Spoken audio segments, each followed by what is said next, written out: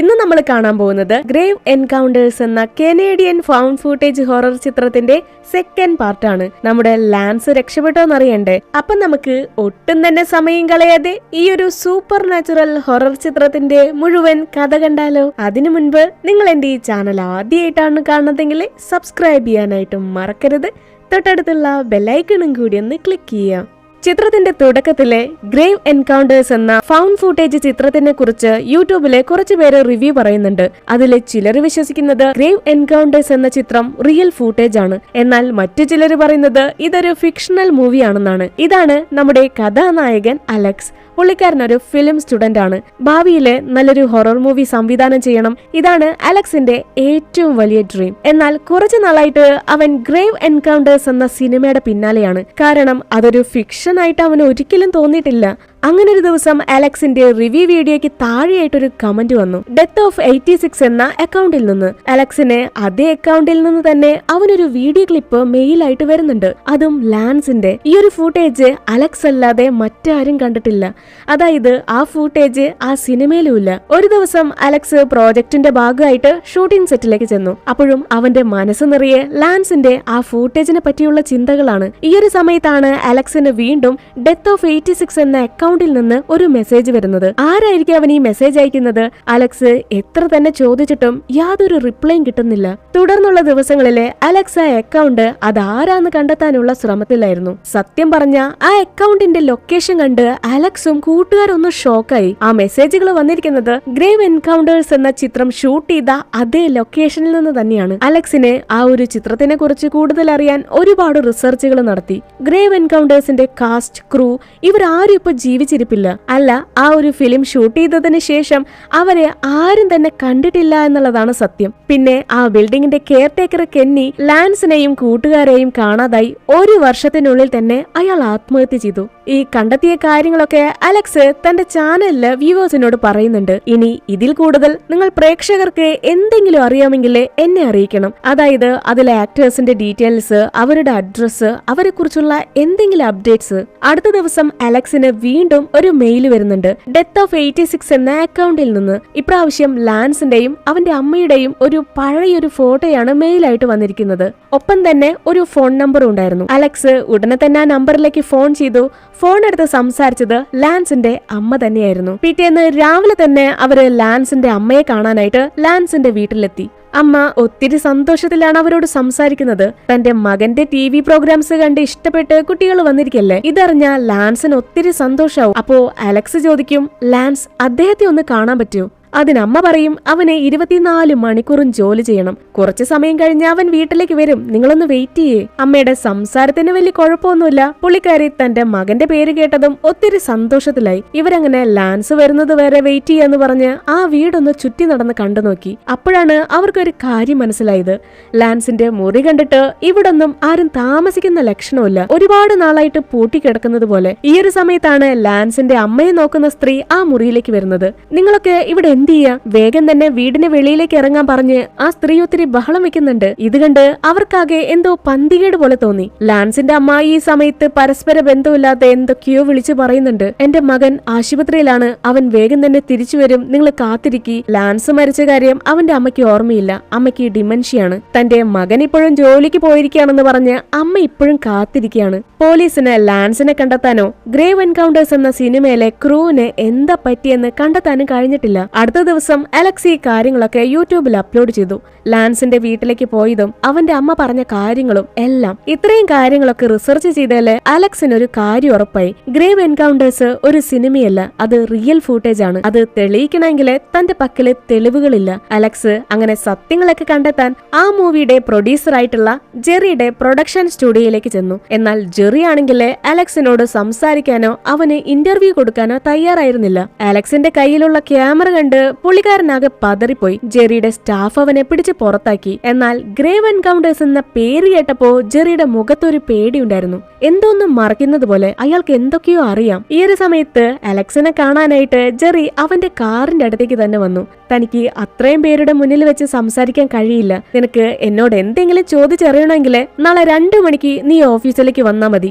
മറക്കണ്ട, ക്യാമറയും മൈക്കൊന്നും കൊണ്ട് വന്നേക്കരുത്. ജെറി എന്തൊക്കെയോ മറക്കുന്നുണ്ട്. അവൻ ക്യാമറയ്ക്ക് മുന്നിൽ സംസാരിക്കാൻ തയ്യാറല്ല. അതുകൊണ്ട് തന്നെ അലക്സ് തന്റെ ഷർട്ടിലെ ഒളിക്യാമറ വെച്ച് ജെറിയെ കാണാനായിട്ട് അയാളുടെ ഓഫീസിലേക്ക് പോയി. ഇപ്പോഴാണ് അയാൾ നടന്ന സംഭവങ്ങളൊക്കെ അലക്സിനോട് പറയുന്നത്. നീ പറയുന്നത് പോലെ അതൊരു സിനിമ മാത്രമല്ല, അതെ, റിയൽ ഫൂട്ടേജ് തന്നെയാണ്. ലാൻസിനെയും കൂട്ടുകാരെയും ദിവസങ്ങളോളം കാണാതായപ്പോ ജെറിയും പോലീസുകാരും ആ ഹോസ്പിറ്റലിലെത്തി. എന്നാൽ ആ ബിൽഡിംഗില് ആരും തന്നെ ഉണ്ടായിരുന്നില്ല. അവരുടെ ബാഗും ക്യാമറകളും മറ്റെല്ലാ സാധനങ്ങളും ആ കെട്ടിടത്തിന്റെ പല ഭാഗങ്ങളിൽ നിന്നാണ് കണ്ടെടുത്തത്. അവര് മരിച്ചു എന്ന് ഉറപ്പിക്കാൻ ആരുടെയും ഡെഡ് ബോഡി കണ്ടുകിട്ടിയിട്ടില്ല. അതുകൊണ്ട് ഇപ്പോഴും ഇതൊരു മിസ്സിംഗ് കേസാണ്.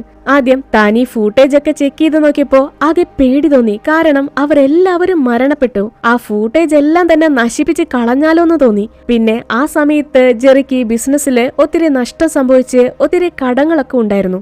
അങ്ങനെയാണ് ലാൻസിന്റെ ഗ്രേവ് എൻകൗണ്ടേഴ്സ് എന്ന ഷോയുടെ 6ാമത്തെ എപ്പിസോഡ് ജെറി ഒരു സിനിമയാക്കിയത്. അങ്ങനെ ജെറിയുടെ കടങ്ങളൊക്കെ തീർന്നു. ഇതൊരു റിയൽ ഫൂട്ടേജ് ആണെന്ന് പുറത്ത് ആരും അറിയാതിരിക്കാൻ ജെറി മാക്സിമം ശ്രമിച്ചിരുന്നു. അതുകൊണ്ടാണ് അലക്സിനെ ഇന്റർവ്യൂ കൊടുക്കാനായിട്ട് തയ്യാറാവാതിരുന്നത്. ജെറിയെ കണ്ടതിന് ശേഷം അവൻ റെക്കോർഡ് ചെയ്ത വീഡിയോ അലക്സ് തന്റെ കൂട്ടുകാർക്ക് കാണിച്ചു കൊടുത്തു. ജെറി ഗ്രേവ് എൻകൗണ്ടേഴ്സിന്റെ സെക്കൻഡ് പാർട്ട് എടുക്കാനുള്ള പ്ലാനിങ്ങിലാണ്. കഴിഞ്ഞ ദിവസം അലക്സിന് ഡെത്ത് ഓഫ് 86 എന്ന അക്കൗണ്ടിൽ നിന്ന് വീണ്ടും ഒരു മെസ്സേജ് വന്നിരുന്നു. ആ മെസ്സേജ് ചെയ്തിരിക്കുന്ന ആള് ആ ആശുപത്രി കെട്ടിടത്തിന് സമീപത്തായിട്ടാണ് താമസിക്കുന്നത്. നാളെ രാത്രി അസൈലത്തിനകത്ത് വെച്ച് കാണാമെന്നാണ് അവസാനമായിട്ട് മെസ്സേജ് ചെയ്തിരിക്കുന്നത്. സത്യങ്ങളൊക്കെ പുറത്തേക്ക് കൊണ്ടുവരാൻ ജെറിയുടെ ഈ ഒരു വീഡിയോ മാത്രം പോരാ.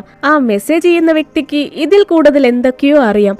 അയാളുടെ കയ്യിൽ എന്തൊക്കെയോ തെളിവുകളുണ്ട്. അലക്സ് എങ്ങനെയൊക്കെയോ ആ ഹോസ്പിറ്റലിലേക്ക് പോവാന്ന് പറഞ്ഞ് തന്റെ ഫ്രണ്ട്സിനെ കൺവിൻസ് ചെയ്യുന്നുണ്ട്. ജെന്നി, ടെസ, ജെറി ഇവരെല്ലാവരും ഓക്കെയാണ്. പക്ഷേ ട്രാവിസിനെ എന്തോ പേടി പോലെ. അവനാദ്യം സമ്മതിച്ചില്ലെങ്കിലും അലക്സ് ട്രാവിസിനെ എങ്ങനെയൊക്കെയോ പറഞ്ഞു മനസ്സിലാക്കി. കാരണം ഈ ഒരു ട്രിപ്പ് ഡോക്യുമെന്ററി ആയിട്ട് ഷൂട്ട് ചെയ്യാം. നമ്മള് സത്യങ്ങളൊക്കെ കണ്ടെത്തി കഴിഞ്ഞാൽ നമ്മുടെ ഈ ഒരു പ്രോജക്ട് തന്നെ ഒത്തിരി ഹിറ്റ് ആവും. അടുത്ത ദിവസം അവർ അസൈലത്തിലേക്ക് പുറപ്പെട്ടു. ഒരു 2 മണിക്കൂർ എടുത്തു അവർ ആശുപത്രിയിലെത്താൻ. ചുറ്റുപാടും കാടാണ്. തൊട്ടടുത്ത് അധികം ആൾതാമസം ഒന്നുമില്ല. എന്നാൽ അവർക്ക് ആ കാറിൽ നിന്ന് ഒന്ന് പുറത്തേക്ക് ഇറങ്ങാൻ പോലും കഴിഞ്ഞില്ല. അപ്പോഴേക്കും അങ്ങോട്ട് സെക്യൂരിറ്റി ഗാർഡ് വന്നു. നിങ്ങള് പുറത്തുള്ള സൈൻ കണ്ടില്ലേ? ഇത് പ്രൈവറ്റ് പ്രോപ്പർട്ടിയാണ്. ഇവിടെ വീഡിയോ ഒന്നും ഷൂട്ട് ചെയ്യാൻ പാടില്ല എന്ന് പറഞ്ഞ് പുള്ളിക്കാരൻ അവരുടെ കയ്യിലെ ക്യാമറ പിടിച്ചു വാങ്ങാൻ നോക്കുന്നുണ്ട്. അങ്ങനെ ആ പിടിവലിയില് പുള്ളിക്കാരൻ താഴേക്ക് മറിഞ്ഞു വീണു. അവര് കിട്ടിയതൊക്കെ തന്നെ വേഗം തന്നെ അവിടെ നിന്ന് കാർ എടുത്തു പോയി. എന്നാലും തിരിച്ചു പോവാൻ അവര് തയ്യാറായിരുന്നില്ല. അലക്സും കൂട്ടുകാരും അവിടെ തൊട്ടടുത്തുള്ള ഒരു ഹോട്ടലില് മുറിയെടുത്തു. എന്തായാലും അസൈലത്തിനകത്തേക്ക് കടക്കാന്നുള്ളത് അത്ര എളുപ്പമുള്ള കാര്യമല്ല. ഇനി എങ്ങനെ അങ്ങോട്ട് പോകുമെന്നറിയാതെ അലക്സ് ആകെ നിരാശയിലിരിക്കുന്ന നേരത്താണ് ഡെത്ത് ഓഫ് 86 എന്ന അക്കൗണ്ടിൽ നിന്ന് അവനൊരു മെസ്സേജ് വരുന്നത്. ഇന്ന് രാത്രി പുലർച്ചെ 3 മണിക്ക് അസൈലത്തിനകത്ത് വെച്ച് കാണാം. അലക്സിനോട് അങ്ങോട്ട് വരാൻ പറഞ്ഞായിരുന്നു ആ മെസ്സേജ്. അങ്ങനെ അന്ന് രാത്രിയായതും അവരൊരു 12 മണിയോടെ ഹോട്ടൽ മുറിയിൽ നിന്നിറങ്ങി. ആശുപത്രിക്ക് കുറച്ച് ദൂരെയായിട്ട് കാറ് പാർക്ക് ചെയ്ത് അവർ അസൈലത്തിലേക്ക് നടന്നു.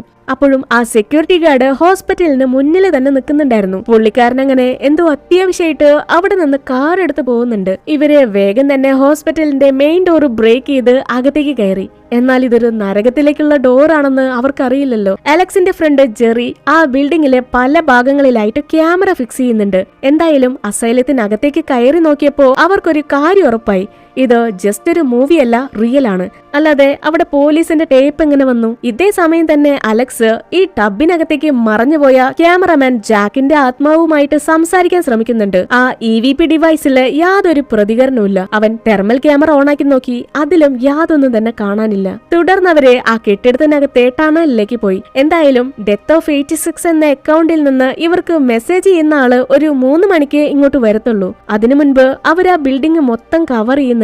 ആ തുരങ്ക പാത നിറയെ മൊത്തം ചത്ത എലികളായിരുന്നു. ആരോ അതിനെയൊക്കെ പിടിച്ച് തിന്നിട്ട് ഉപേക്ഷിച്ചതുപോലെ. ഒടുക്കം അവർ ആ തുരങ്കത്തിലെ ഓപ്പറേഷൻ തിയേറ്ററിന്റെ തൊട്ടടുത്ത മുറിയിലെത്തി. ഇവിടെയാണ് അയാൾ അലക്സിനോട് വെയിറ്റ് ചെയ്യാനായിട്ട് പറഞ്ഞിരിക്കുന്നത്. സമയം ഇപ്പോ 3:25 എന്നിട്ടും ആ അൺനോൺ മാൻ അവിടെ എത്തിയിരുന്നില്ല. ചിലപ്പോ ആരെങ്കിലും നമ്മളെ പറ്റിച്ചതായിരിക്കാം, അല്ലെങ്കിൽ നമ്മളെ കാണാതായപ്പോ അയാൾ പോയി കാണും. എന്നാലും നമ്മുടെ ഈ ഒരു പ്രോജക്റ്റ് ഡിസാസ്റ്റർ ആയല്ലോ എന്ന് പറഞ്ഞ് അവരാകെ നിരാശയിലായി. പോലീസിന്റെ കണ്ണും വെട്ടിച്ച് ആശുപത്രിയിലേക്ക് കേറി പറ്റിയിട്ടും വന്ന കാര്യം നടന്നില്ലല്ലോ. ഈ ഒരു സമയത്താണ് അവർ ആ മേശപ്പുറത്ത് ഒരു ഓജോ ബോർഡ് കാണുന്നത്. തുറന്നത്. ഇനി അതിന്റെ കൂടെ ഒരു കുറവേ ഉണ്ടായിരുന്നുള്ളൂ. അവരാരും തന്നെ വിജി ബോർഡിലോ അല്ലെങ്കിൽ ഈ പ്രേതത്തിലൊന്നും തന്നെ വിശ്വസിക്കുന്നില്ല. എന്നാലും നമുക്കൊന്ന് പരീക്ഷിച്ചു നോക്കിയാലോ? അങ്ങനെ അവർ ആ ഓജോ ബോർഡ് കളിക്കുന്നുണ്ട്. പെട്ടെന്ന് അവരെ ഞെട്ടിച്ചുകൊണ്ട് ആ പ്ലാൻജറ്റ് തനിയെ ചലിക്കാൻ തുടങ്ങി. അവർക്ക് ആർക്കും തന്നെ അത് വിശ്വസിക്കാനേ വയ്യ. ശരി, ആ പ്ലാൻജറ്റ് നീക്കുന്നത് പ്രേതമാണെങ്കിലേ അവർ ആ സ്പിരിറ്റിനോട് പ്രേതത്തിന്റെ പേര് പറയാൻ പറയും. പെട്ടെന്ന് തന്നെ പ്ലാൻജറ്റ് വളരെ വേഗത്തിൽ ചലിക്കാൻ തുടങ്ങി. അവരാകെ പേടിച്ചു പോയി. ആ പ്ലാൻജറ്റ് ഇന്ന് കൈയെടുത്തെങ്കിലും അത് തനിയെ ചലിച്ചോണ്ടിരുന്നു. അപ്പോഴാണ് ആ ബോർഡിലെ പ്രേതത്തിന്റെ പേരെഴുതി കാണിക്കുന്നത്, ഡെത്ത് ഓഫ് 86. അത് കണ്ട് അവരാകെ ഷോക്കായി. അപ്പോ അലക്സിനെ തുടർച്ചയായിട്ട് മെസ്സേജുകളും വീഡിയോസും ഫോട്ടോസൊക്കെ അയച്ചു കൊടുക്കുന്നത് ഒരു മനുഷ്യനല്ല, പ്രേതമായിരുന്നു. എന്തിനെ? അലക്സിനെയും കൂട്ടുകാരെയും ഇങ്ങോട്ട് എത്തിക്കാനായിട്ട്. പിന്നെ ആ മേശയും ഓജോ ബോർഡൊക്കെ തനിയെ പറന്നു തെറിക്കുന്നുണ്ട്. പിന്നെ പറയണ്ടല്ലോ, അവര് തന്റെ ജീവനും കൊണ്ട് അവിടെ നിന്നോടി മറ്റൊരു മുറിക്കകത്തേക്ക് കയറി ഒളിച്ചിരുന്നു. അപ്പോഴും ആ ഡോറ് പുറത്തുനിന്ന് ആരോ തുറക്കാൻ ശ്രമിക്കുന്നുണ്ട്. അത് പ്രേതാണെന്ന് കരുതി അവര് മരണഭയത്തിലെ ഒന്ന് ശ്വാസം പോലും വിടാതെ പേടിച്ചരണ്ട് നിൽക്കുന്ന സമയത്താണ് ആ സെക്യൂരിറ്റി ഗാർഡ് ഡോറും തള്ളി തുറന്നുകൊണ്ട് ആ മുറിയിലേക്ക് വരുന്നത്. പുള്ളിക്കാരൻ അവരെ നല്ലതുപോലെ വഴക്ക് പറയുന്നുണ്ട്. ഇത് ട്രെസ്പാസിംഗ് ആണ്, നിങ്ങൾ ജയിലിൽ പോയി കിടക്കേണ്ടി വരും. ഒരു കണക്കിന് ആ സെക്യൂരിറ്റി ഗാർഡ് അവരെ ചീത്തയും പറഞ്ഞ് താഴേക്ക് കൊണ്ടുപോയി. എന്നാൽ അവരാരും തന്നെ ആ സെക്യൂരിറ്റിക്കാരൻ പറയുന്ന കാര്യങ്ങൾ കേൾക്കാൻ തയ്യാറല്ല. ഞങ്ങളെ ചീത്ത വിളിക്കാനായിട്ട് നിങ്ങൾ പോലീസ് ഓഫീസർ ഒന്നല്ലല്ലോ, വേറൊരു സെക്യൂരിറ്റി ഓഫീസർ അല്ലേ എന്ന മട്ടിലാണ് അവര് പുള്ളിക്കാരനോട് സംസാരിക്കുന്നത്. അവരോട് എത്രയും പെട്ടെന്ന് പുറത്തേക്ക് ഇറങ്ങാൻ പറഞ്ഞിട്ട് അലക്സ് അതിന് തയ്യാറായില്ല. കാരണം ആ ബിൽഡിങ്ങിലെ പല ഭാഗത്തായിട്ട് അവന്റെ ക്യാമറ വെച്ചിരുന്നു. പിന്നെ ഓജോ ബോർഡ് കളിച്ച ആ മുറിക്കകത്ത് വിലപിടിപ്പുള്ള 4-5 ക്യാമറകളും ഉണ്ട്. അതൊന്നും എടുക്കാതെ അലക്സ് അവിടെ നിന്ന് ഇറങ്ങാൻ തയ്യാറായില്ല. അവരങ്ങനെ അതും പറഞ്ഞുകൊണ്ട് സെക്യൂരിറ്റി ഗാർഡിനോട് തർക്കിക്കുന്ന സമയത്ത് മുകളിലൂടെ ആരോ ഓടുന്ന ശബ്ദം കേൾക്കാം. എല്ലാവരും അനങ്ങാതെ നിൽക്ക്, ഇനി നിങ്ങളല്ലാതെ മറ്റാരെങ്കിലും മുകളിലുണ്ടോ? ഞാൻ ഇപ്പോ വരാം, നിങ്ങൾ എങ്ങോട്ടും പോയേക്കരുതെന്ന് പറഞ്ഞ് പുള്ളിക്കാരൻ തോക്കും കൊണ്ട് മുകളിലേക്ക് കയറിപ്പോയി. പിന്നെ കേൾക്കുന്നത് 2 ഗൺഷോട്ടാണ്. അവരാകെ പേടിച്ചു പോയി മുകളിലേക്ക് ഓടിച്ചെന്നെങ്കിലും ഇടനാഴിയിലെ ഒരു ടോർച്ച് കിടക്കുന്നുണ്ട്. സെക്യൂരിറ്റിക്കാരനെ അവിടെ ഒന്നും കാണാനില്ല. എല്ലാവരും ആകെ പാനിക്കായി. നമുക്ക് എത്രയും പെട്ടെന്ന് പുറത്തേക്ക് രക്ഷപ്പെടണം. പക്ഷേ അലക്സിന് അങ്ങനെ പോവാൻ പറ്റോ? അവന്റെ ക്യാമറയും മറ്റു സാധനങ്ങളൊക്കെ എടുക്കണ്ടേ? അങ്ങനെ വേറെ വഴിയില്ലാതെ അവർ 5 പേരും 2 ഗ്രൂപ്പായിട്ട് തിരിഞ്ഞ് ഫിക്സ് ചെയ്തിരിക്കുന്ന ക്യാമറകളൊക്കെ എടുക്കാനായിട്ട് പോയി. അങ്ങനെയാണെങ്കിൽ വേഗം തന്നെ പുറത്തേക്ക് കിടക്കാലോ. അങ്ങനെ മുകളിലെ ക്യാമറ എടുക്കാനായിട്ട് പോയത് ജെറിയും ടെസ്സും ആയിരുന്നു. ആ സമയത്താണ് ജെറി അവിടെയുള്ള ജനാല തനിയെ തുറക്കുന്നത് കാണുന്നത്. അവനാകെ പേടിയാവാൻ തുടങ്ങി. അവൻ തൊട്ടടുത്ത മുറിയിലുണ്ടായിരുന്ന ടെസ്സിനെ വിളിക്കുമ്പോഴേക്കും ഏതോ ഒരു അദൃശ്യ ശക്തി ജെറിയെ പിടിച്ച് താഴേക്ക് തള്ളിയിട്ടു. അങ്ങനെ ടെസ്സിന്റെ കരച്ചിലും ബഹളൊക്കെ കേട്ട് മറ്റെല്ലാവരും അങ്ങോട്ട് ഓടിയെത്തി. ജെറിക്ക് എന്താ സത്യത്തിൽ സംഭവിച്ചെന്നറിയാൻ അവർ ആ ഫുട്ടേജ് ചെക്ക് ചെയ്ത് നോക്കുന്നുണ്ട്. ജെറി തനിയെ വീണതല്ല, അവനെ എന്തോന്ന് തള്ളിയിട്ടതാണ്. ഇപ്പോ പുറത്തേക്ക് രക്ഷപ്പെടാനാണെങ്കിൽ എവിടെ നോക്കിയാലും എക്സിറ്റിന്റെ സൈൻ കാണാം. പക്ഷേ അവിടെ എല്ലായിടത്തും ചുമര് മാത്രമേ കാണാനുള്ളൂ. അവിടെ ഒരു ഡോർ പോലും ഇല്ല. അവര് വന്ന വഴികൾ തന്നെ ആകെ മാറിപ്പോയി. അങ്ങനെ അവര് മരണവെപ്രാളത്തിലെ എക്സിറ്റ് തെരഞ്ഞു ഓടുന്ന സമയത്താണ് കുട്ടികളുടെ വാർഡ് കാണുന്നത്. അവരാകെ അമ്പരന്ന് പോയി. ഇവിടെ കുട്ടികളെ ചികിത്സിക്കുന്നുണ്ടായിരുന്നു. പെട്ടെന്ന് അവിടെ ഉണ്ടായിരുന്ന കളിപ്പാട്ടങ്ങളൊക്കെ തനിയെ നീങ്ങാൻ തുടങ്ങി. അപ്പതേ ഒരു കൊച്ചു പെൺകുട്ടി മൂളിപ്പാട്ടൊക്കെ പാടി തന്റെ മുടി ചീകിക്കൊണ്ടിരിക്കുകയാണ്. ഇവർക്കത് വിശ്വസിക്കാനേ വയ്യ. ഈ നേരത്ത് ഒരു കൊച്ചു പെൺകുട്ടി ഇവിടെ എന്ത് ചെയ്യാ? ഹലോ, ഞാൻ കേറ്റ്ലിൻ. നിങ്ങളുടെയൊക്കെ പേരെന്താണ്? നിങ്ങളെല്ലാവരും എന്റെ ഒപ്പം കളിക്കാൻ കൂടുന്നോ? അതോ പിന്നെ പറയണോ? ഈ ഒരു കാഴ്ച കണ്ട് അവരെല്ലാവരും അവിടെ നിന്ന് ജീവനും കൊണ്ടോടി. എങ്ങോട്ടോടണം, ഏതാണ് പുറത്തേക്ക് കടക്കാനുള്ള വഴി, ഇതൊന്നും അവർക്ക് ആർക്കും അറിയില്ല. അങ്ങനെ പ്രേതത്തെ കണ്ട് പേടിച്ചോടുന്ന വെപ്രാളത്തിലെ ടെസ്സാണ് ആദ്യം ഓടി രക്ഷപ്പെട്ടത്. പിന്നാലെ തന്നെ ഓടി വന്നവരെ ടെസ്സിനെ നോക്കുമ്പോ അവർക്ക് മുൻപിലിപ്പോ ഒരു ചുമര് മാത്രമേ ഉള്ളൂ. ടെസ് ആ ചുമരിനപ്പുറത്ത് പെട്ടുപോയി. ആ ചുമരിനപ്പുറത്ത് ടെസ്സിന്റെ കരച്ചിൽ കേൾക്കാം. പക്ഷേ എങ്ങനെ ടെസ്സിന്റെ അടുത്തേക്ക് എത്തും? ഇങ്ങനെ ഓരോ സെക്കൻഡിലും ആ കെട്ടിടത്തിന്റെ മാറ്റം സംഭവിക്കുന്നുണ്ട്. അതേസമയം ആ ചുമരിനപ്പുറം ടെസ് എങ്ങനെ വഴിയറിയാതെ ഓടിക്കൊണ്ടേയിരുന്നു. അവൾ ആ ഇടനാഴിയിലെ ഒറ്റപ്പെട്ടു പോയി. എന്നാൽ അവള് തനിച്ചായിരുന്നില്ല. ടെസ്സിന് ചുറ്റും ഒരുപാട് പ്രേതങ്ങൾ ഉണ്ടായിരുന്നു. അവളെ പിച്ചുന്നുണ്ട്, മാന്തുന്നുണ്ട്, തള്ളിയിടുന്നുണ്ട്. ടെസ് വേഗം തന്നെ അവിടെ ഫിക്സ് ചെയ്തിരുന്ന ക്യാമറ എടുത്ത് പിടിച്ചു.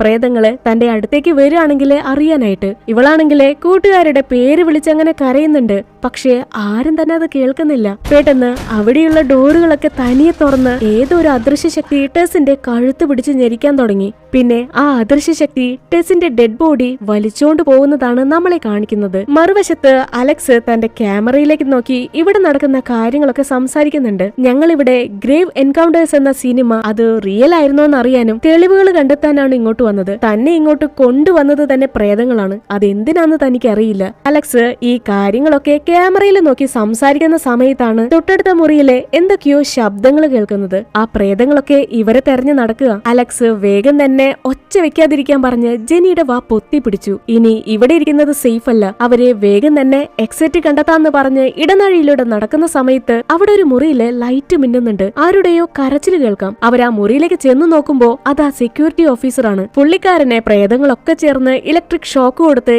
ഇഞ്ചിഞ്ചായിട്ട് കൊന്നോണ്ടിരിക്കുകയാണ്. അവർക്ക് ആ ഓഫീസറെ രക്ഷപ്പെടുത്താനോ കയ്യിലെ കെട്ടഴിച്ചു മാറ്റാനോ കഴിഞ്ഞില്ല. അങ്ങനെ തന്നെ ആ സെക്യൂരിറ്റി ശരീരത്തിലൂടെ ഇലക്ട്രിസിറ്റി കടന്നുപോയി ജീവനോടെ തന്നെ ആ പ്രേതങ്ങള് ആ സെക്യൂരിറ്റി ഗാർഡിനെ കത്തിച്ചു കളഞ്ഞു. ഈ ഒരു ക്രൂരമായ കാഴ്ച കണ്ട് അവര് വേഗം തന്നെ മുറിക്ക് പുറത്തേക്ക് ഓടി. എങ്ങനെയെങ്കിലും പുറത്തേക്ക് കിടക്കാനായിട്ട് അവര് ചെറിയൊരു വിൻഡോ കണ്ടെത്തി. അതുവഴി എങ്ങനെയെങ്കിലും പുറത്തേക്ക് കിടക്കാം. പെട്ടെന്ന് ആ ജനാലയുടെ ഗ്ലാസ് തകർത്തുകൊണ്ട് ഭീമാകാരമായൊരു രൂപം ട്രാവിസിന്റെ കഴുത്ത് പിടിച്ചു ഞെരിച്ചു. പിന്നെ എങ്ങനെയൊക്കെയോ അവർ അവിടെ നിന്ന് ഓടി രക്ഷപ്പെട്ട് അവസാനം മെയിൻ ഹാളിലെത്തി. പിന്നെ ഒന്നും നോക്കിയില്ല, അവര് 3 പേരും ജീവനും കൊണ്ട് ആ ഹോസ്പിറ്റലിൽ നിന്ന് പുറത്തേക്ക് കടന്നു. അങ്ങനെ ഇവരെ പിടിക്കാനായിട്ട് ആ പ്രേതം പുറത്തേക്ക് കടന്നതും വെറും മണ്ണായിട്ട് മറഞ്ഞുപോയി. ഒടുവിൽ അവരെ താമസിച്ചിരുന്ന ഹോട്ടൽ മുറിയിലെത്തി. ഇപ്പോഴും അവിടെ നിന്ന് രക്ഷപ്പെട്ടുവെന്ന് അവരെ കൊണ്ട് വിശ്വസിക്കാനേ വയ്യ. വേഗം തന്നെ അവര് ബാഗൊക്കെ പാക്ക് ചെയ്ത് ഹോട്ടൽ മുറിയിൽ നിന്ന് പുറത്തേക്ക് ഇറങ്ങി. എത്രയും പെട്ടെന്ന് വീട്ടിലേക്ക് തിരിച്ചു പോണം. എന്നാൽ അവര് കയറിയ ലിഫ്റ്റിന്റെ ഡോർ തുറക്കുമ്പോ അവരാകെ ഞെട്ടിപ്പോയി. ആ ലിഫ്റ്റിന്റെ ഡോർ തുറക്കുന്നത് ആ ഹോണ്ടഡ് അസൈലത്തിലെ തുരങ്കത്തിലേക്കാണ്. അവര് വീണ്ടും അതേ ഭ്രാന്താശുപത്രിയിൽ തന്നെ എത്തി. ജെനിയും ട്രാവസും നമ്മൾ മരിക്കാൻ പോവാണേ എന്ന് പറഞ്ഞ് ആകെ പേടിച്ച് കരഞ്ഞോണ്ടിരുന്നു. അതേസമയം അലക്സ് പറയും, എന്തു വന്നാലും നമ്മൾ തോറ്റു കൊടുക്കില്ല, നമ്മൾ എങ്ങനെയെങ്കിലും രക്ഷപ്പെടുമെന്ന് പറഞ്ഞ് അവരെ സമാധാനിപ്പിക്കാൻ ശ്രമിക്കുന്നുണ്ട്. അവരങ്ങനെ ആ തുരങ്കത്തിലൂടെ പതിയെ പതിയെ നടന്നു പോകുന്ന സമയത്ത് ആ തുരങ്കത്തിലെ പൈപ്പുകളൊക്കെ പൊട്ടി താഴേക്ക് വീഴാൻ തുടങ്ങി. അവിടെ മൊത്തം പുകയായി അവർക്ക് ആർക്കും പരസ്പരം കാണാനായിട്ട് കഴിയുന്നില്ല. ട്രാവിസ് വേഗം തന്നെ തന്റെ കൂട്ടുകാരെ കണ്ടെത്താനായിട്ട് തെർമൽ ക്യാമറ ഓണാക്കി നോക്കി. നോക്കുമ്പോ ആ ടണലിനകത്ത് ഒരുപാട് പ്രേതങ്ങളാണ്. പെട്ടെന്ന് എന്തോ ഒരു രൂപം വലിയ ശബ്ദത്തോടെ അവരുടെ അടുത്തേക്ക് ഓടി വന്നു. അവരത് പ്രേതാന്ന് കരുതി ആകെപ്പാടെ അലറി വിളിച്ച് കരഞ്ഞ് ക്യാമറയൊക്കെ താഴെയിട്ടിട്ട് ഓടാൻ തുടങ്ങി. എന്നാൽ അത് പ്രേതമായിരുന്നില്ല. 10 വർഷമായിട്ട് ഈ കെട്ടിടത്തിനകത്ത് കുടുങ്ങിക്കിടക്കുന്ന നമ്മുടെ നായകനായിരുന്നു ലാൻസ്. വർഷങ്ങളായിട്ട് വെട്ടം കാണാത്തതുകൊണ്ട് തന്നെ ലാൻസ് ക്യാമറയും ലൈറ്റും ഒക്കെ ഓഫാക്കാൻ പറഞ്ഞ് ഒരു ഭ്രാന്തനെ പോലെ അലറി വിളിച്ച് ബഹളം വെക്കുന്നുണ്ട്. ഇവർക്കാകെ പേടിയായി. എന്നിട്ട് തന്റെ പിന്നാലെ ഓടാൻ പറഞ്ഞ് ലാൻസ് അവരെ തുരങ്കത്തിനകത്തെ മറ്റൊരു രഹസ്യ അറയിലേക്ക് കൂട്ടിക്കൊണ്ടുപോയി. കാരണം അവരുടെ പിന്നാലെ എന്തോ പാഞ്ഞു വരുന്നുണ്ടെന്നാണ് ലാൻസ് ഉറക്കെ വിളിച്ച് പറയുന്നത്. അങ്ങനെ ലാൻസും മറ്റുള്ളവരും ആ വെൻഹോൾ വഴി മറ്റൊരു മുറിയിലേക്ക് കടന്നെങ്കിലും ആ വെന്റിനകത്ത് ട്രാവിസ് തനിച്ചായി. അവൻ അവിടെ സ്റ്റക്കായി. ട്രാവിസ് എങ്ങനെയൊക്കെയോ ആ വെന്റിൽ നിന്ന് രക്ഷപ്പെട്ട് പുറത്തേക്ക് കിടന്നു. ഈ ഒരു മുറിയിലാണ് ലാൻസ് കഴിഞ്ഞ 10 വർഷമായിട്ട് താമസിക്കുന്നത്. ഇപ്പോ ഇവർക്കാണെങ്കിൽ ലാൻസിനെ കണ്ടിട്ട് മനസ്സിലായിട്ടില്ല. ലാൻസ് വർഷങ്ങളായിട്ട് ഈ കെട്ടിടത്തിനകത്തു നിന്ന് രക്ഷപ്പെടാൻ ഒത്തിരി തവണ ശ്രമിച്ചിരുന്നു. പക്ഷേ അവനെ കൊണ്ട് കഴിഞ്ഞില്ല. അങ്ങനെ അലക്സിന് ഇത് ലാൻസ് ആണെന്ന് മനസ്സിലായി. നിങ്ങളപ്പോ ജീവിച്ചിരിപ്പുണ്ടോ? എങ്ങനെ? ഇവരെന്തൊക്കെയോ ലാൻസിനോട് ചോദിക്കുന്നുണ്ട്. അവനാണെങ്കിലേ ഒരു ഭ്രാന്തനെ പോലെ എന്തൊക്കെയോ വിളിച്ചു പറയുന്നു. ജീവനോടെ എലിയെ പിടിച്ച് കടിച്ചു പറിച്ച് തിന്നുന്നുണ്ട്. എന്തൊക്കെ ചോദിച്ചിട്ടും ലാൻസിന് പഴയ കാര്യങ്ങളൊന്നും തന്നെ ഓർമ്മയില്ല. ലാൻസ് പറയുന്നത് താൻ ഇതിനകത്ത് പെട്ടിട്ട് വെറും 9 മാസമായി എന്നാണ്. പക്ഷേ സത്യം അവൻ ഇതിനകത്ത് പെട്ടിട്ട് 10 വർഷങ്ങളായി. അത് ലാൻസ് സമ്മതിക്കുന്നുമില്ല. പിന്നെയും പരസ്പര ബന്ധമില്ലാത്ത കാര്യങ്ങളാണ് സംസാരിക്കുന്നത്. അലക്സ് അങ്ങനെ തന്റെ കയ്യിലുണ്ടായിരുന്ന ഒരു കത്രികയെടുത്ത് ലാൻസിന് കൊടുത്തു. അവന്റെ മുടിയും താടിയൊക്കെ ഒന്ന് വെട്ടിക്കളയാനായിട്ട്. കാരണം അവൻ അടുത്തേക്ക് വരുമ്പോ ഇവർക്കൊരു പേടിയാണ്. അപ്പോ ട്രാവിസ് അലക്സിനോട് ചോദിക്കുന്നുണ്ട്, നീ എന്ത് ധൈര്യത്തിലാണ് ഒരു ഭ്രാന്തന്റെ കയ്യിൽ കത്രിക കൊടുത്തത്? ആ സൈക്കോപാത്ത് അത് വെച്ച് നമ്മൾ എന്തെങ്കിലും ചെയ്താലോ? അതിന് അലക്സ് പറയും, അയാളൊന്നും ചെയ്യില്ല, പേടിക്കണ്ട. എന്നാലും ട്രാവിസിന് ലാൻസിന് ഒട്ടും വിശ്വാസമില്ല. നീ അയാളെ കണ്ണടച്ച് വിശ്വസിക്കരുത്. ആ മുറി നിറയെ ലാൻസ് ഒരുപാട് സാധനങ്ങൾ ശേഖരിച്ചു വെച്ചിരുന്നു. പേപ്പർ കട്ടിങ്സ്, ഫോട്ടോസ്, അങ്ങനെ എന്തൊക്കെയോ. അപ്പോഴാണ് ലാൻസ് വരച്ചിരുന്ന ഒരു ഡോർ അവര് ശ്രദ്ധിക്കുന്നത്. ഈ ഡോർ വരച്ചത് അത് നിങ്ങളാണോ? ഇതൊരു ചിത്രം മാത്രമല്ല, ഈ ഡോറാണ് പുറത്തേക്ക് കടക്കാനുള്ള ഒരേ ഒരു മാർഗം. ഈ ഡോറ് വഴി മാത്രമേ ഈ ലൂപ്പിൽ നിന്ന് പുറത്തേക്ക് രക്ഷപ്പെടാൻ കഴിയുള്ളൂ എന്ന് പറഞ്ഞ് ലാൻസ് അവരെ ചങ്ങലയിട്ട് പൂട്ടിയ ചുവന്ന വലിയൊരു ഡോറിനടുത്തേക്ക് കൂട്ടിക്കൊണ്ടുപോയി. ഇതൊരു ഡോറ് മാത്രമല്ലേ, ഇതുവഴി എങ്ങനെ പുറത്തേക്ക് കടക്കുക? ലാൻസ് വേഗം തന്നെ ഈ കെട്ടിടത്തിന്റെ മാപ്പ് അവർക്ക് കാണിച്ചു കൊടുത്തു. ഈ ഒരു മെന്റൽ ഹോസ്പിറ്റൽ അത് നിങ്ങൾ കണ്ണുകൾ കൊണ്ട് കാണുന്നത് പോലെയല്ല. ഓരോ സെക്കൻഡിലും ഓരോ ഡോറും ചുമരുകളും മാറിക്കൊണ്ടേയിരിക്കും. പക്ഷേ അതിനൊരു പാറ്റേൺ ഉണ്ട്. ഏതൊക്കെ ഫ്ലോറിലാണ് പ്രേതത്തിന്റെ ശല്യം കൂടുതലായിട്ടുള്ളത്, എങ്ങനെ മറ്റൊരു ഫ്ലോറിലേക്ക് കടക്കാം, ഇതൊക്കെ തന്നെ ലാൻസ് ആ മാപ്പില് വരച്ച് അടയാളപ്പെടുത്തി വെച്ചിരുന്നു. എന്നിട്ട് ഒരേ ഒരു കാര്യം ലാൻസ് അവരോട് പ്രത്യേകം പറയുന്നുണ്ട്. ഈ കെട്ടിടത്തിലെ ഡോക്ടർ ഫ്രീഡ്കിന്റെ ഓഫീസ് മുറിയുള്ളിടത്തേക്ക് ഒരു കാരണവശാലും അതിന്റെ പരിസരത്തേക്ക് പോലും പോവരുത്. ഇതും പറഞ്ഞ് ലാൻസ് തന്റെ കണ്ണുകള് അവർക്ക് കാണിച്ചു കൊടുത്തു. കണ്ടില്ലേ, എന്റെ ഒരു കണ്ണ്, അതിന്റെ കാഴ്ച പോയി. എന്റെ തലയ്ക്കുള്ളില് എന്തോ ഉള്ളതുപോലെ. ഡോക്ടർ ഫ്രീക്കിൻ ദുർമന്ത്രവാദങ്ങളൊക്കെ ചെയ്താണ് എക്സ്പെരിമെന്റൽ സർജറീസ് ഒക്കെ ചെയ്യുന്നത്. ആ സൈക്കോ ഡോക്ടർ ഈ ഒരു കെട്ടിടം ഒരു മാന്ത്രിക വലയത്തിനകത്താക്കി. ഇതിനകത്തു നിന്ന് ആർക്കും രക്ഷപ്പെടാൻ കഴിയില്ല. ഇവിടെ മരിക്കുന്നവരൊക്കെ ആ സൈക്കോ ഡോക്ടർ ക്രിയേറ്റ് ചെയ്ത സ്പിരിച്വൽ വേൾഡില് പെട്ടുപോകും. നമ്മളൊക്കെ മരിച്ചാലും ആ സൈക്കോ ഡോക്ടറിന്റെ കയ്യിൽ നിന്ന് രക്ഷപ്പെടാൻ കഴിയില്ല. ഇവിടെ നിന്ന് ജീവനോടെ പുറത്തേക്ക് കടക്കാനുള്ള ഒരേ ഒരു വഴി അത് ആ ഡോറ് മാത്രമാണ്. ഇപ്പോ ആ ഡോറിലെ ചങ്ങല ബ്രേക്ക് ചെയ്യണമെങ്കിൽ എന്തെങ്കിലും ആയുധം വേണം. അലക്സിന്റെ കയ്യിലെ ഒരു ബോൾട്ട് കട്ടർ ഉണ്ടായിരുന്നു, അതിപ്പോ താഴെയാണ്. ലാൻസ് അത് കേട്ട് ആകെ എക്സൈറ്റഡ് ആയി. എന്നാ പിന്നെ നമുക്കത് എടുക്കാന്ന് പറഞ്ഞ് അവരെയും കൂട്ടി മുറിക്ക് പുറത്തേക്ക് ഇറങ്ങി. ഇവർക്കാണെങ്കിൽ ലാൻസ് ഇതെന്തൊക്കെയാ ചെയ്യുന്നതെന്ന് യാതൊരു പിടുത്തവുമില്ല. അവൻ അവിടെ ഉണ്ടായിരുന്ന ഒരു മുറിക്കകത്തേക്ക് കയറി ചുമരിന്റെ ഒരു സൈഡിലായിട്ട് വെട്ടിപ്പൊളിക്കുന്നുണ്ട്. താഴേക്ക് പോവാനാണെങ്കിൽ ചുമര് പൊളിക്കുന്നത് എന്തിനാ, സ്റ്റെയർ വഴി താഴേക്ക് പോയാ പോരെ. അപ്പോ ലാൻസ് പറയും, സ്റ്റെയർ വഴി പോയാ നീ ഒരിക്കലും താഴെ എത്തില്ല, ഇതാണ് ശരിക്കുള്ള വഴി. ലാൻസ് പറഞ്ഞതുപോലെ തന്നെ ഈ ആശുപത്രി കെട്ടിടം ശരിക്കൊരു മെയ്സ് ആണ്. അവസാനം ലാൻസ് ആ ചുമര് തുറന്ന് ചെന്നത് താഴെയുള്ള ഇടനാഴിയിലേക്കാണ്, അതും മുകളിൽ നിന്ന്. അവസാനം അവര് തെരഞ്ഞു വന്ന ബോൾട്ട് കട്ടറും കണ്ടെത്തി. എന്നാൽ ആ കട്ടർ കയ്യിൽ കിട്ടിയതും ലാൻസിന്റെ മട്ടും പാവൊക്കെ ആകെ മാറി. നമുക്കിപ്പോ ആ ഡോറ് തുറക്കണ്ട, കുറച്ചു സമയം റെസ്റ്റ് എടുക്കാം, എന്നിട്ട് പുറത്തേക്ക് രക്ഷപ്പെടാം. അവരെല്ലാവരും ആകെ കൺഫ്യൂസ്ഡ് ആയി. 10 വർഷം ഈ കെട്ടിടത്തിനകത്ത് കുടുങ്ങിപ്പോയ ഒരാള് കുറച്ചു നേരം റെസ്റ്റ് എടുക്കാം, കുറച്ചു കഴിഞ്ഞ് പോവാം എന്നൊക്കെ പറയുമ്പോ എന്തോ ഒരു പന്തികേടില്ലേ? അതെന്തിനാ റെസ്റ്റ് എടുക്കുന്നേ, ഇപ്പൊ തന്നെ ഡോർ തുറന്നൂടെ? ഇപ്പോഴും ലാൻസ് പറയുന്ന കാര്യങ്ങള് അവരെ കൊണ്ട് ഉൾക്കൊള്ളാനേ വയ്യ. അങ്ങനെ ലാൻസും മറ്റു 3 പേരും കുറച്ചു സമയം ഉറങ്ങുന്നുണ്ട്. അപ്പോ ട്രാവിസിന്റെ ബാഗിൽ നിന്ന് ഒരു ക്യാമറ തനിയെ മുകളിലേക്ക് പറന്ന് അവരുറങ്ങുന്നതൊക്കെ ആരോ ക്യാമറയില് പകർത്തുന്നുണ്ടായിരുന്നു. ക്യാമറ അങ്ങനെ താഴേക്ക് വീഴുന്ന ശബ്ദം കേട്ട് ഉറക്കത്തിൽ നിന്ന് എണീറ്റ് ട്രാവിസ് മറ്റുള്ളവരെ ഉണർത്താതെ തൊട്ടടുത്ത ബാത്റൂമിലേക്ക് പോയി. എന്നിട്ട് തന്റെ പേരൻസിനോട് പറയാനുള്ള കാര്യങ്ങളൊക്കെ അവസാനമായിട്ട് റെക്കോർഡ് ചെയ്യുന്നുണ്ട്. ഞാൻ എന്തിനിങ്ങോട്ട് വന്നത് എനിക്കറിയില്ല എന്ന് പറഞ്ഞ് ട്രാവിസ് കരയുന്ന നേരത്താണ് ഒരു ബേസ്ബോൾ ബാറ്റായിട്ട് ആ മുറിയിലേക്ക് ഓടി വന്ന ലാൻസ് അവന്റെ തലയ്ക്ക് അടിച്ചു വീഴ്ത്തി. എന്നിട്ട് അതിക്രൂരമായി തന്നെ ആ പയ്യന്റെ കഴുത്ത് ഞെരിച്ച് അവനെ കൊന്നുകളഞ്ഞു. ഈ സമയത്തൊക്കെ തന്നെ ലാൻസ് തനിയെ സംസാരിക്കുന്നുണ്ട്. പെട്ടെന്ന് ട്രാവിസിന്റെ കയ്യിലെ ക്യാമറ തനിയെ മുകളിലേക്ക് പറക്കാൻ തുടങ്ങി.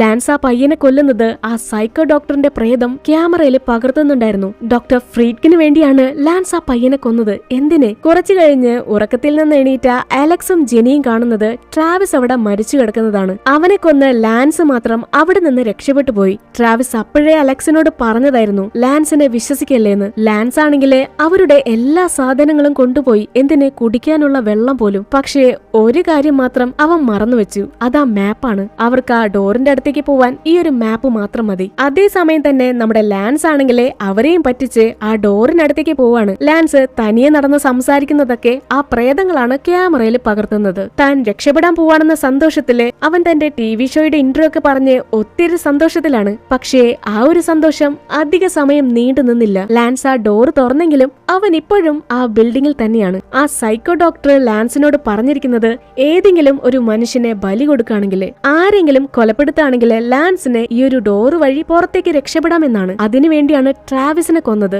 ലാൻസ് ആകെ ഭ്രാന്ത് പിടിച്ച് അലറി കരയാൻ തുടങ്ങി. യു ലയർ, ഞാൻ എന്റെ വാക്ക് പാലിച്ചു. ലാൻസ് തന്റെ ദേഷ്യവും സങ്കടം കൊണ്ട് അലറി കരഞ്ഞുകൊണ്ട് തൊട്ടടുത്ത മുറിയിലേക്ക് ഓടിച്ചെന്നു. നീ പറഞ്ഞിട്ടല്ലേ ഞാൻ ആ പയ്യനെ കൊന്നത്, എന്നിട്ടും എനിക്കെന്താ പുറത്തേക്ക് കടക്കാൻ പറ്റാത്തത്? അപ്പോ അവിടെയുള്ള ചുമരില് ഡോക്ടർ ഫ്രീക്കിൻ അവന് മറുപടി കൊടുക്കുന്നുണ്ട്. ആ പിള്ളേരുടെ കയ്യിലെ മുഴുവൻ ടേപ്പും പിടിച്ചു വാങ്ങണം. ആ സൈക്കോ ഡോക്ടർ പറയുന്നത് ലാൻസിനോട് ഗ്രേവ് എൻകൗണ്ടേഴ്സ് എന്ന സിനിമയുടെ സെക്കൻഡ് പാർട്ട് കംപ്ലീറ്റ് ചെയ്യാനാണ്. മറുവശത്ത് ആ ഡോറും തെരഞ്ഞു അലക്സും ജെനിയും ബേസ്മെന്റിലുള്ള ഓപ്പറേഷൻ തിയേറ്ററിലെത്തി. അന്ന് ലാൻസ് കണ്ടതുപോലെ തന്നെ ഇപ്പോ അവർക്ക് ആ സൈക്കോ ഡോക്ടർ തന്റെ പേഷ്യന്റിനെ സർജറി ചെയ്യുന്നത് കാണാം. അതും ഏതാണ്ട് മന്ത്രവാദ ചടങ്ങുകളൊക്കെ ചെയ്തിട്ട്. അവർക്കിപ്പോ പുറത്തേക്ക് ഓടാനും വയ്യ, അതിനകത്ത് ഒളിച്ചിരിക്കാനും പറ്റാത്തൊരവസ്ഥയിൽ പെട്ടുപോയി. ഈ ഒരു കാഴ്ച കണ്ട് അവർ ആ തുരങ്കത്തിലൂടെ ജീവനും കൊണ്ടോടി ചെന്നുപെട്ടത് ലാൻസിന്റെ കൺമുന്നിലാണ്. അവർ ഇത്ര നേരം കരുതിയത് ലാൻസ് ആ ഡോറും തുറന്ന് പുറത്തേക്ക് രക്ഷപ്പെട്ടു എന്നാണ്. ഈ സമയത്ത് ലാൻസ് അവരോട് പറയുന്നുണ്ട്,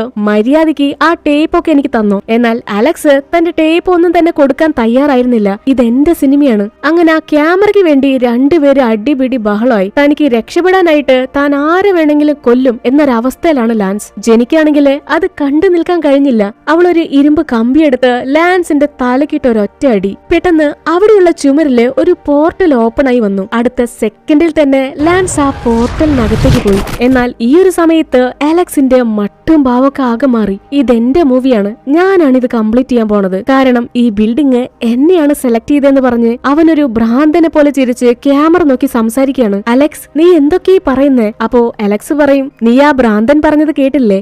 ഒരേ ഒരാൾക്ക് മാത്രമേ ഇവിടെ നിന്ന് രക്ഷപ്പെടാൻ കഴിയൂ, അത് ഞാനാണ്. നീ ഈ ഹൊറർ സിനിമകളൊക്കെ കണ്ടിട്ടില്ലേ? അവസാനം നായകനോ നായികയോ മാത്രമാവും രക്ഷപ്പെടുന്നത്. ഇപ്പോ ഞാനാണ് ഹീറോ എന്ന് പറഞ്ഞ് അലക്സ് ആ ഷൂട്ട് ചെയ്തോണ്ടിരുന്ന ക്യാമറ കൊണ്ട് തന്റെ ഗേൾഫ്രണ്ടിന്റെ തലക്കടിച്ച് അതിക്രൂരമായി തന്നെ ജെനിയെ കൊലപ്പെടുത്തി. അങ്ങനെ അവസാനം ലാൻസ് കൈവശപ്പെടുത്തിയ എല്ലാ ക്യാമറകളും ടേപ്പും എല്ലാം കളക്ട് ചെയ്ത് അലക്സ് ആ മാജിക്കൽ ഡോർ വഴി പുറത്തേക്ക് കടന്നു. അലക്സ് അങ്ങനെ തോളിലൊരു ബാഗൊക്കെ ഇട്ട് മുഖത്തും കൈകളിലൊക്കെ രക്തക്കറിയായിട്ട് റോഡിലൂടെ നടന്നു പോകുന്നത് കണ്ട് പോലീസ് അവനെ അറസ്റ്റ് ചെയ്തോണ്ട് പോയി. ചിത്രത്തിന്റെ അവസാനം പ്രൊഡ്യൂസറായ ജെറിയുടെയും അലക്സിന്റെയും ഒരു ഇന്റർവ്യൂ ആണ് കാണിക്കുന്നത്. ജെറി പറയുന്നത് ഗ്രേവ് എൻകൗണ്ടേഴ്സിന്റെ 2ാം ഭാഗം അത് തികച്ചും ഫിക്ഷൻ ആണ്, റിയൽ ഫൂട്ടേജ് അല്ല. ഈ സമയത്ത് അലക്സ് പ്രേക്ഷകരോട് പറയുന്നുണ്ട്, ഇനി നിങ്ങളിൽ ആർക്കെങ്കിലും ഇതുപോലുള്ള സ്ഥലങ്ങളിലേക്ക് പോകണം, അതല്ല ഈ ഒരു ഹോസ്പിറ്റലിലേക്ക് തന്നെ പോകണമെന്നുണ്ടെങ്കിലും പ്ലീസ് പോവരുത്. അവിടെ ഒരു പ്രേതവുമില്ല, കുട്ടിച്ചാത്തനുമില്ല. അവിടെ നമുക്ക് കാണാനായിട്ട് ഒന്നുമില്ല, എല്ലാം ഫേക്കാണ്. ഈ ഒരു സീനോട് കൂടിയാണ് ഗ്രേവ് എൻകൗണ്ടേഴ്സിന്റെ 2ാം ഭാഗം അവസാനിക്കുന്നത്. അപ്പോ മറക്കണ്ട, വീഡിയോ ഇഷ്ടപ്പെട്ടെങ്കിൽ ലൈക്ക് ചെയ്യുക, സബ്സ്ക്രൈബ് ചെയ്യാത്തവരുണ്ടെങ്കിൽ സബ്സ്ക്രൈബ് ചെയ്യുക, സപ്പോർട്ട് ചെയ്യുക. താങ്ക്